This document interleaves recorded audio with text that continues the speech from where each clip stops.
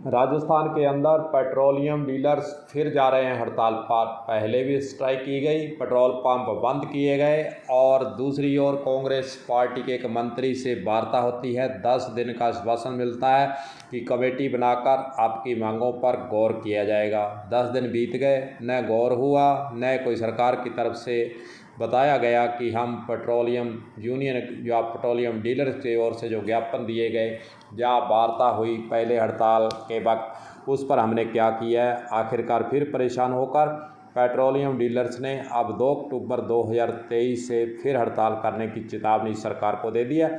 CM को ज्ञापन प्रत्येक ज़िले से सौंपा गया, हनुमानगढ़ से भी सौंपा गया है और कलेक्टर के जरिए ज्ञापन भेजा गया है कि 2 अक्टूबर से फिर हम अनिश्चितकालीन हड़ताल करने जा रहे हैं, चेतावनी देने जा रहे हैं।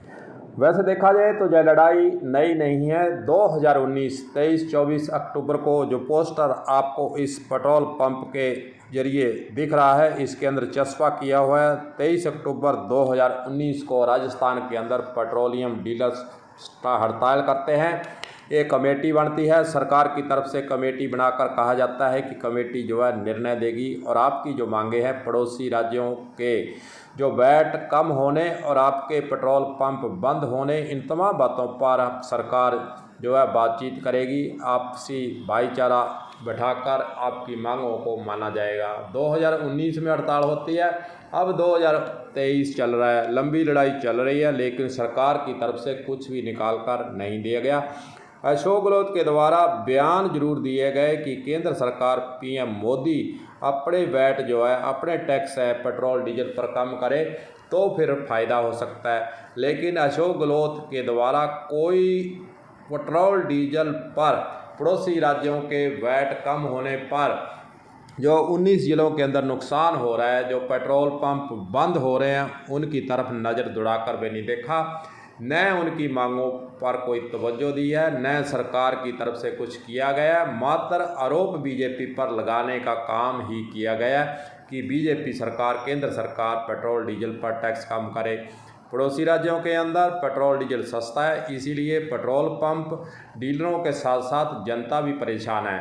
वहाँ से कालाबाजारी होती है और यहाँ के पेट्रोल पंप पर बिक्री जो है वो प्रभावित हुई है। बिक्री ना के बराबर है। कुछ पेट्रोल पंप पर बंद हुए हैं, कुछ बंद होने जा रहे हैं, लेकिन सरकार की तरफ से इस पर कोई ध्यान नहीं दिया जा रहा है। वैसे रेवेन्यू के हिसाब से देखें तो सरकार को पेट्रोल डीजल से करोड़ों रुपए, अरबों रुपए का रेवेन्यू हो रहा है और उसी से तो जो है प्रिंटिंग मैटर और राहत की खबरें, लोगों को लुभाना, सरकार रिपीट कराना, तो अशोक गहलोत जो है कम कैसे कर दे, इसी से तो पैसा आ रहा है। पैसा पेट्रोल डीजल से अगर कम आने लगेगा तो फिर वह सरकार पीठ की जो बातें अशोक गहलोत के द्वारा कही जा रही हैं, करी जा रही हैं, जो लोगों को राहत देने का काम, जो प्रचार प्रसार सामग्री पर अरबों रुपए फूंके जा रहे हैं, वह कहाँ से आएगा। इसलिए पेट्रोल पंप यूनियन डीलर ने हड़ताल तो की है, लेकिन हाथ में कुछ भी निकल कर आने वाला नहीं है। खैर, पेट्रोल यूनियन के द्वारा जो निर्णय लिया गया है जनता के हित में है, स्वयं के उनके हित में और जनता के भी हित में है, लेकिन जनता का साथ इसके अंदर जुड़ाव पेट्रोलियम यूनियन के द्वारा जुड़ाव हो सके ऐसा अभी तक नहीं हुआ है। जनता खुलकर सामने नहीं आई है।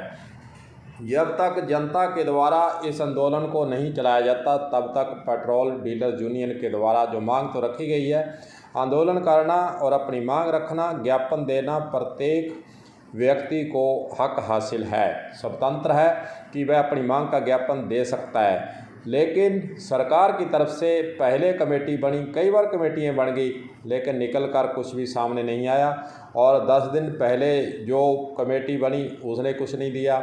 अब आचार संहिता 6 अक्टूबर के आसपास कभी भी लग सकती है।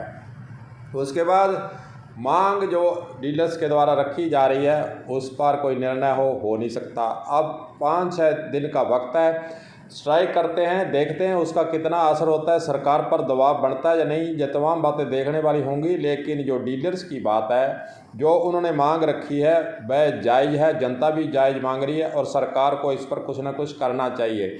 विधानसभा चुनाव 2023 नज़दीक है।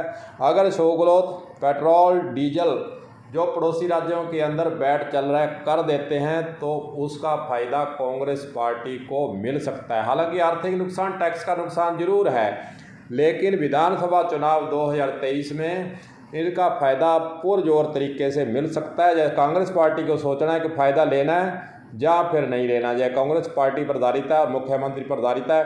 मुख्यमंत्री को कोई अच्छा कांग्रेसी लीडर सलाह दे दे तो यह काम बढ़ सकता है, लेकिन कोई सलाह देने की हिम्मत नहीं कर रहा है। तमाम उसकी तरफ देखकर हाँ में हाँ मिलाने वाले नेता हैं, इसीलिए इस पर कोई तवज्जो नहीं दी जा रही। कांग्रेस पार्टी के जितने विधायक हैं इस पर कोई बयान नहीं दे रहा, कोई कह नहीं रहा कि यह मांग जायज़ है। जायज़ मांग तो दूर, वह इनकी मांग के प्रति अपनी ओर से कोई भी बयान देने से कतराते हैं।